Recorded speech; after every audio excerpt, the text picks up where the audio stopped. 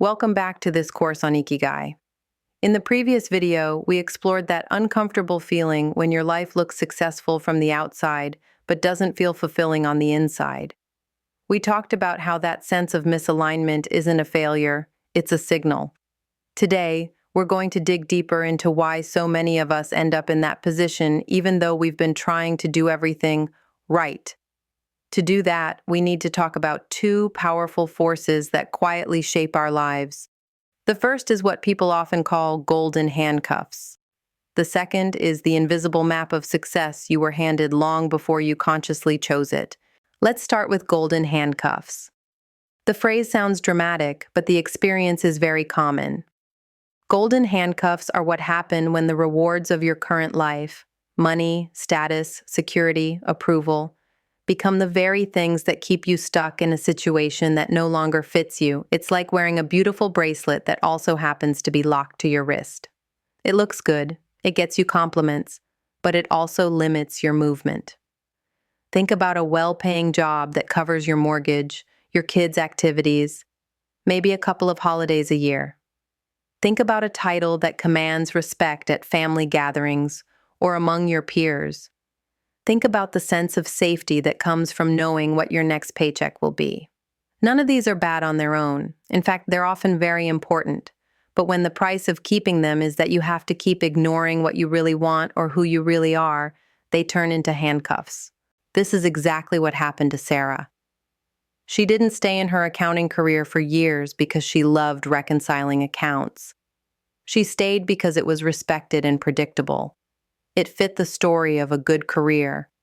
Every time she considered leaving, her brain served up a list of reasons to stay. What if you can't make this kind of income anywhere else? What if you regret throwing away years of experience? What will your family think if you walk away from a stable job in this economy? Those are golden handcuff thoughts. They play on real concerns, but they also block you from even exploring what else might be possible. Maybe you've heard some version of those thoughts yourself. I can't leave because of the mortgage. I can't change paths now. I'm too old. People would think I'm crazy to walk away from this. When those thoughts play on repeat, it becomes very easy to convince yourself that feeling dead inside is an acceptable trade-off for stability. But here's a crucial distinction. Wanting stability is not the problem. The problem is when stability becomes more important than being awake in your own life. Ikigai is not about throwing caution to the wind. It's about designing a life where meaning and sustainability can coexist. We'll dive into how to do that later in the course. For now, just notice how the golden handcuffs feel in your own situation. Where do you feel you can't move because of what you might lose? Now, let's look at the deeper layer underneath those handcuffs, your inherited map of success. From the moment you were old enough to understand words, you were fed ideas about what a good life looks like. Maybe you grew up with a very clear script. Study hard, go to university, get a respectable job, climb the ladder, buy a house, raise a family, retire comfortably, and maybe enjoy some hobbies at the end.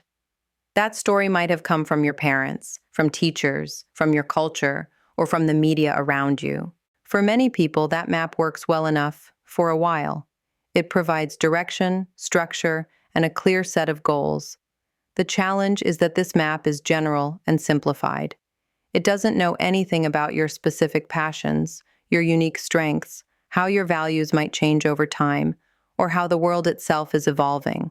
And because it's been presented as this is what success looks like, we often treat it as if it were the territory itself, not just a rough sketch. Take a moment and think back to your childhood and teenage years. What messages did you receive about success? Maybe you heard things like, you need a real job, not something creative, or security matters more than enjoyment, or as long as you're making good money, you'll be fine. Maybe you saw certain professions being praised and others being dismissed. Maybe the people who sacrificed their own desires for work or family were called good or responsible, and that sank in. Those messages settle in deep. By the time you're choosing what to study or which jobs to take, you might think you're making completely independent decisions. In reality, you're often operating inside an invisible script. You're following the map you were handed. None of this makes you weak or foolish, it makes you human. We all start with somebody else's map. The issue arises when your own inner experience starts to conflict with that map. You hit the external milestones, degrees, jobs, promotions, houses, and instead of feeling deeply fulfilled, you feel flat, or stressed, or strangely disconnected from yourself. But because the map says, this is success, you might assume the problem is you. You might try to fix your feelings instead of questioning the map. This is where the idea that the map is not the territory becomes incredibly powerful. Your mental map of success is just that, a simplified model. The actual territory, the way your life feels from the inside, is where truth lives. Let's make this concrete with Jessica. Her inherited map told her to get into a strong industry, work hard, climb the hierarchy, and secure a high-paying role. She followed that path and did it well. She landed in tech marketing, moved up, led projects, and earned praise. According to the map, she was exactly where she should be. But internally, she felt increasing disconnection. The products she was promoting didn't matter to her on a deep level. Her days were filled with activity, but very little personal meaning. If she had treated the map as absolute truth, she might have concluded, "There's something wrong with me. I'm never satisfied. I'm just ungrateful." Instead, she gradually realized that the map simply didn't include what had become important to her: impact, values, real human stories. Once she understood that, she could start updating the map rather than attacking herself for not fitting it. The same thing happened to David, just at a different life stage. His map was very traditional: work hard, provide, retire, relax. He followed it. At retirement, everyone congratulated him. The map said, "You've arrived." But the territory, his lived experience, told a different story. Relaxation alone didn't give him a sense of purpose. That didn't mean his whole life had been wrong. It just meant that his map needed a new chapter that included contribution, not just rest. So how do you begin to see your own map more clearly? A practical first step is to pay attention to your shoulds. Whenever you think, "I should stay in this job," "I should be happy with what I have," "I should want this promotion," pause and ask, whose voice is this? Is it yours, speaking from your current values and desires? Or is it the voice of a parent, a teacher, your culture, or a younger version of you? You can even try this as a simple exercise after watching this video. Take a blank page and draw a line down the middle. On the left side, write, "Someone else's idea of success." On the right, write, "My idea of success." On the left, jot down the things you feel you're expected to value: job security, a certain income, a particular lifestyle, a specific type of career. On the right, take a deep breath and ask yourself, if I could define success for myself, knowing what I know now, what would I include? Maybe on your side, success would look like having time for your health and relationships, doing work that genuinely interests you, making enough money to live comfortably without constantly feeling crushed by your calendar, and feeling that what you do makes some kind of positive difference. Maybe you'd include creativity, learning, freedom, or contribution. There is no right or wrong answer. The point of this exercise is simply to make the invisible visible. When you see those two lists side by side, you may notice some overlap and you may notice some big gaps. Wherever there's a big gap between the left side and the right side, there's usually tension in your life.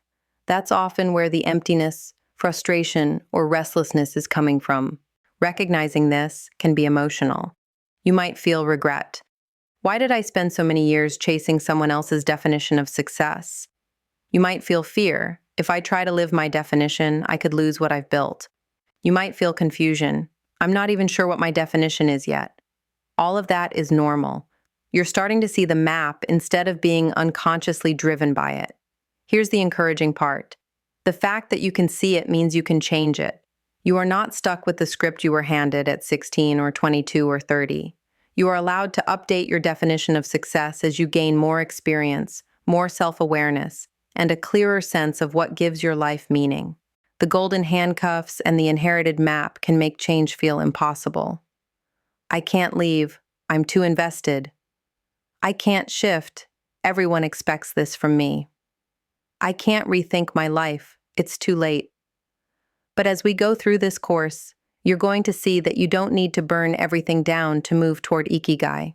You can use what you've already built, your skills, your relationships, your experience, and redirect it gradually toward work and a life that feel more like they belong to you. In the next video, we're going to talk about how your current stage of life, especially if you're in midlife, actually gives you leverage for this kind of change. You have more experience, more resources, and more clarity than you did in your 20s. That's incredibly valuable. We'll explore how to use that instead of seeing it as a limitation. For today, I'd encourage you to simply notice two things over the next couple of days. First, notice when golden handcuff thoughts come up, those "I can't possibly change because" statements. Just label them when they appear. Second, notice moments when you think "I should" as opposed to "I want" or "I choose." Every time you catch yourself in a should, pause for a second and ask, does this belong on my map of success or someone else's? You don't have to act on any of this yet. Awareness comes first.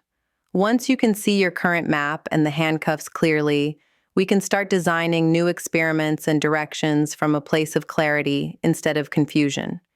You're doing important work by even considering these questions. Most people never question the script. You are. That alone is a big step toward living a life that feels like yours.